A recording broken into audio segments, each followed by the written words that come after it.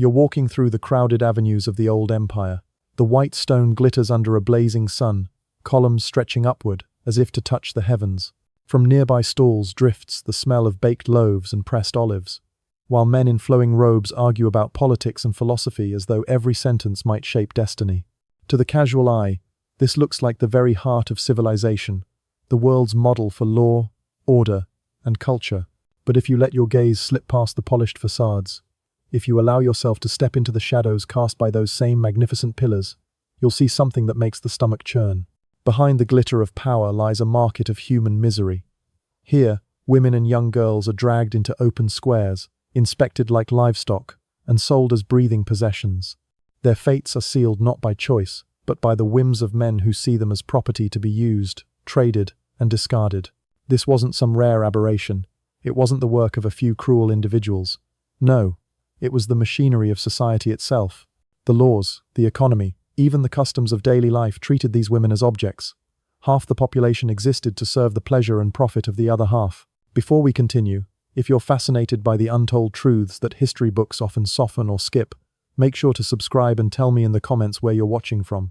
Because the story you're about to hear is not just unsettling, it is the foundation of one of history's greatest empires.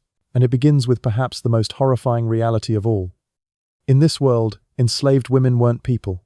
Not legally, not socially, not even spiritually. Under the empire's law, a woman in bondage had no rights. She was listed alongside cattle, carts, and furniture in legal records. Her humanity vanished the moment she was purchased. And this wasn't simply a matter of words, it carried devastating consequences. If a man violated her body, it wasn't called rape. It wasn't even considered a crime. After all, you cannot violate property. The only justice possible was for her master, her owner, to sue for damages, the same way someone might demand repayment if a neighbor broke their wagon wheel or scratched their bronze lamp. Imagine that for a moment. The destruction of a woman's dignity, her very sense of self, reduced to the legal equivalent of a dent in someone's carriage. That was the empire's logic. Texts from philosophers and scholars of the age spoke of this as if it were nothing unusual. One writer, known for recording the meaning of dreams, even described visions of masters lying with their female slaves as lucky omens. Why? Because it meant enjoying one's possessions. And what greater fortune could there be than to indulge in your own property? But this system of abuse didn't stop with private exploitation. It expanded into a public business, an industry of misery. Owners often forced enslaved women into prostitution, profiting from their abuse on a scale that would make any modern observer recoil. Archaeologists working in the ruins of coastal towns have found graffiti advertising women's bodies for sale, etched into walls with the same casualness we might use today for a marketplace flyer. And this vulnerability never ended, not even at night. Enslaved people were rarely given private spaces to sleep. Those who worked in kitchens laid their heads on the same stone floors where they cooked.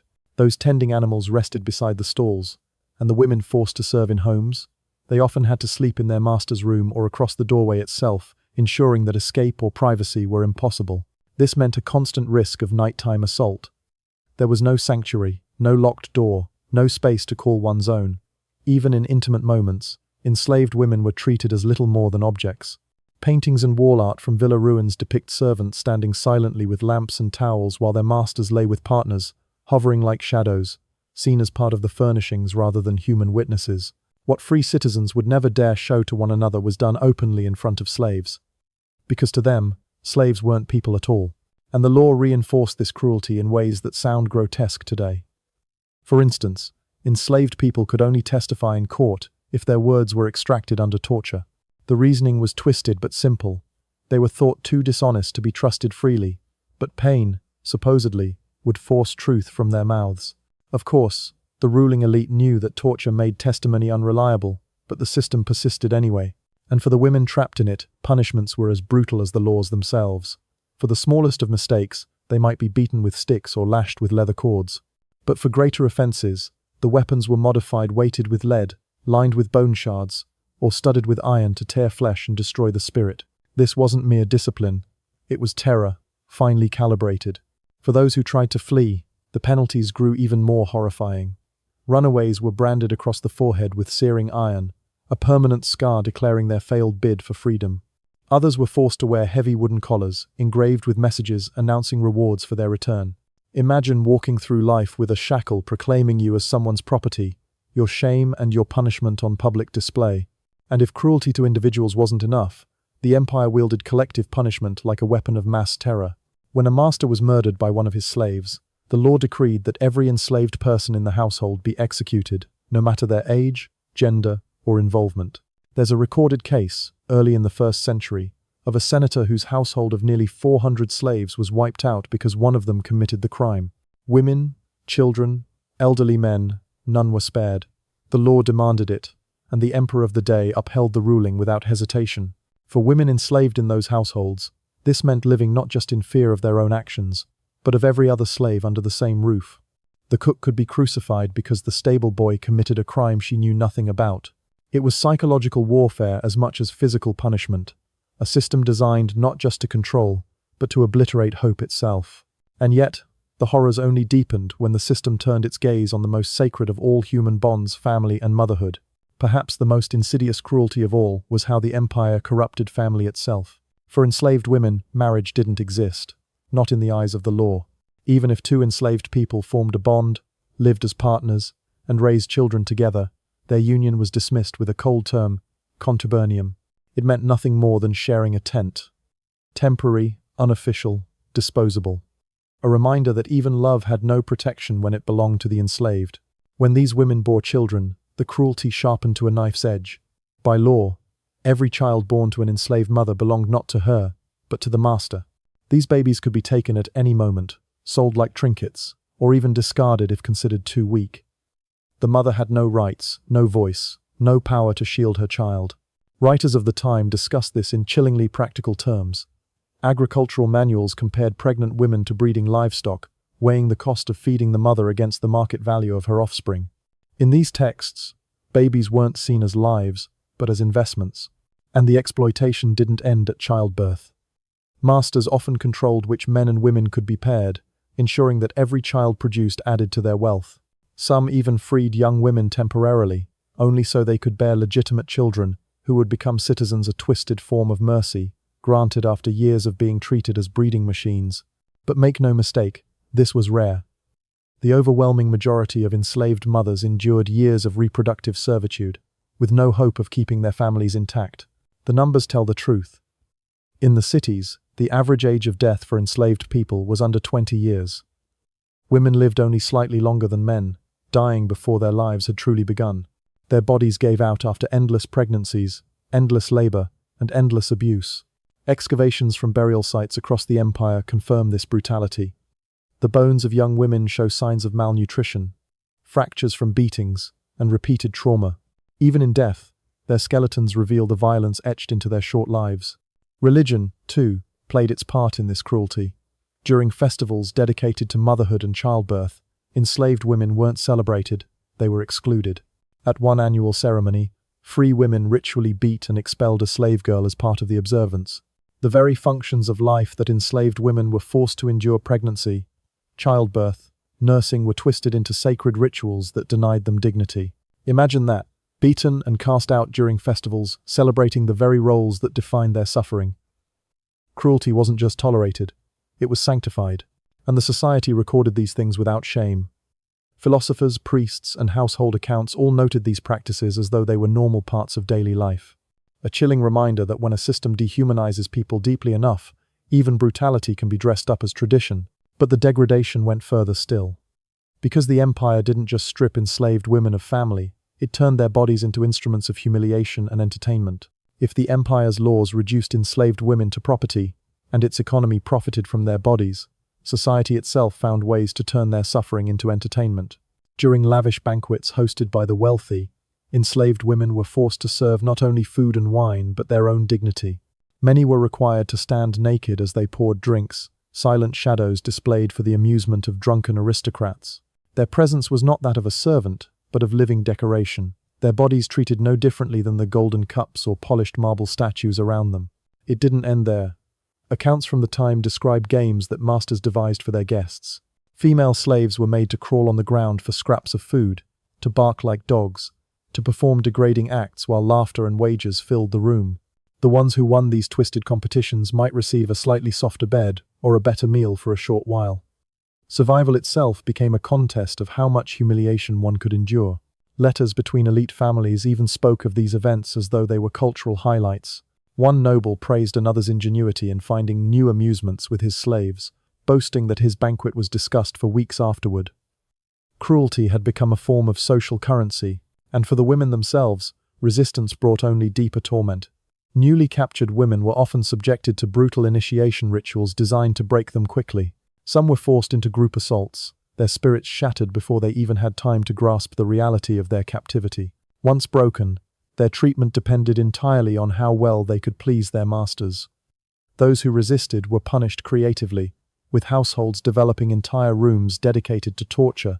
The goal was not just to cause pain, but to prolong despair, inflicting just enough suffering to crush the mind without destroying the body too soon. The psychology behind these punishments was chillingly sophisticated. Masters would often force women to watch others being tortured, telling them that obedience might spare their fellow victims. It created impossible moral traps where survival meant complicity. Imagine being told your silence could save your sister, your daughter, or your closest friend, while knowing that mercy would only bring more cruelty. Even more insidious was the alternating pattern of punishment and kindness. A woman might endure weeks of torment, only to be given a small luxury, a ribbon, a piece of fruit, a kind word. This whiplash created trauma bonds, making victims emotionally dependent on their abusers. One day she was an object of violence, the next a recipient of false affection. The unpredictability destroyed her ability to resist, leaving her bound not just by chains, but by confusion and shattered trust. The ruling elite understood something terrifying. Despair made slaves useless. Hope, carefully rationed, kept them productive, and so masters dangled privileges like bait, ensuring their property remained functional while never truly free. But perhaps the most coldly calculated cruelty lay in the empire's obsession with breeding. Because here, the female body became not only a vessel of exploitation, but a science experiment. Masters didn't leave childbirth to chance. They developed systems for pairing men and women like livestock, selecting physical traits, intelligence, or obedience, as though they were breeding horses or dogs. Detailed records were kept, noting which unions produced the strongest workers, the most compliant personalities, or the most attractive household servants. Enslaved women weren't seen as mothers. They were seen as vessels producers of future profit. Medical texts from the time described techniques for maximizing female fertility with the same detachment one might find in a farmer's handbook. Diets were prescribed, exercises mandated, and even pregnancies monitored with chilling precision. The language reads less like care for human beings and more like manuals for managing cattle. The psychological toll of this system defies comprehension. Mothers carried children knowing they had no claim over them, no right to decide their fate. At any moment, their babies could be sold, gifted, or discarded. Some women tried to end their pregnancies, or even take their newborns' lives to spare them the misery of bondage. Anticipating this, masters often chained heavily pregnant women during their final months, ensuring the investment was not lost. Even when infants survived, their mothers often faced unbearable choices. A master might command a woman to continue working immediately after giving birth, forcing her to nurse in stolen moments, or hand her child to another slave while she labored. And in some of the darkest manipulations, women were made to participate in their own child's punishment. Imagine a mother ordered to decide which of her two children would be beaten for some trivial mistake. Love itself weaponized as torture. Within the slave quarters, solidarity already fragile was deliberately sabotaged. Women were pushed into betraying one another, reporting disobedience in exchange for crumbs of better treatment. A friend, a sister, even a lover could become an informant, destroying the bonds that might otherwise have offered comfort. Some were even forced to inflict punishment themselves. A daughter might feel the lash from her mother's hand. Both victims trapped in a game designed to break not just bodies, but spirits. These betrayals weren't accidents. They were strategies. Divide, control, and conquer. And yet, for the ruling elite, none of this was secret or shameful. It was carefully documented, shared among households, and even recommended in instructional guides. Slave owners traded advice the way farmers today might trade tips about soil or weather. Cruelty was not hidden, it was institutionalized. All of this fed into a system of profit, a cold calculation of cost versus productivity. Masters measured exactly how much suffering a woman could endure before she became useless, balancing punishment with survival to stretch out her value as long as possible. But while they believed they were shaping the future, What they truly created was a cycle of horror passed down through generations. For enslaved women, motherhood was not a source of joy or legacy. It was a sentence, and that legacy extended far beyond the empire's borders, leaving scars that history still carries today. For more than 1,000 years, the empire's grandeur dazzled the world. Its roads stretched across continents, its architecture inspired centuries of builders, its laws echoed into the foundations of European governance. But hidden beneath that glory was a system of suffering that consumed millions of lives. Lives of women whose names were erased before they were even written. Their bodies paved the empire's streets, funded its monuments, and kept its households running. Their children were catalogued like livestock, their humanity denied by law, custom, and even religion. They weren't invisible in their own time. They were acknowledged, but only as numbers, as property, as tools. And the empire didn't just shape its own people. Its framework of dehumanization survived long after the marble crumbled. Legal traditions born in those courts echoed into medieval Europe. Practices of testimony under torture, the treatment of enslaved families, the casual acceptance of cruelty, these ideas outlived the empire itself. Archaeological remains tell the story more clearly than any historian. Skeletons show broken bones, malnutrition, signs of repeated assault. Inscriptions reveal the prices of young women sold at markets. Letters between noble families speak casually of entertainment at the expense of human dignity. These records aren't exaggerations. They are receipts, proof of how systematic cruelty was. And the cruelty wasn't always spectacular. It was ordinary. A woman forced to serve wine unclothed while aristocrats laughed. A mother watching her newborn taken away before she could even whisper a name. A child branded across the forehead with hot iron, carrying her shame for life. These were the daily realities behind the empire's polished image. Even in rituals meant to honor life, enslaved women were shamed. During festivals celebrating motherhood, they were excluded, beaten, and expelled. While free women were exalted for fertility, enslaved mothers were degraded for the very same role. Society itself turned their pain into ceremony. The sophistication of the cruelty is perhaps the most chilling part. This wasn't chaos. It was control, not just of bodies, but of minds, relationships, even hope itself. Masters knew that despair made slaves useless, but just enough hope, carefully rationed, kept them functional. It was psychological warfare masquerading as daily life, and for the women trapped in it, there was no escape. Their average life expectancy was barely 20 years. Most never lived to see their children grow. Their lives ended quietly, their stories buried beneath layers of marble and myth. Today, we still look back at the empire as a pinnacle of human achievement.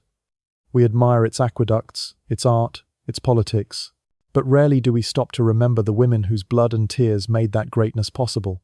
This is not about condemning one nation or one people. It is about recognizing how power can twist intimacy into control, how systems can normalize cruelty so completely that society records it with pride. Because history's darkest truths are not locked in the past, they are warnings. Warnings about what happens when human beings are stripped of personhood, when exploitation is written into law, when cruelty becomes ordinary. The bones unearthed from ancient graves, the inscriptions carved into stone, the records preserved in dusty archives, all of them whisper the same truth. This wasn't an accident. It was a system designed to consume lives, especially the lives of women, and discard them without a trace. The empire may have fallen, but the echoes of its cruelty remain. And remembering those forgotten women is not just honoring their pain, it's ensuring that we never allow such systems of dehumanization to take root again. Because behind every golden column, every triumphal arch, and every shining marble statue, there are shadows. Shadows that tell us what civilization truly cost.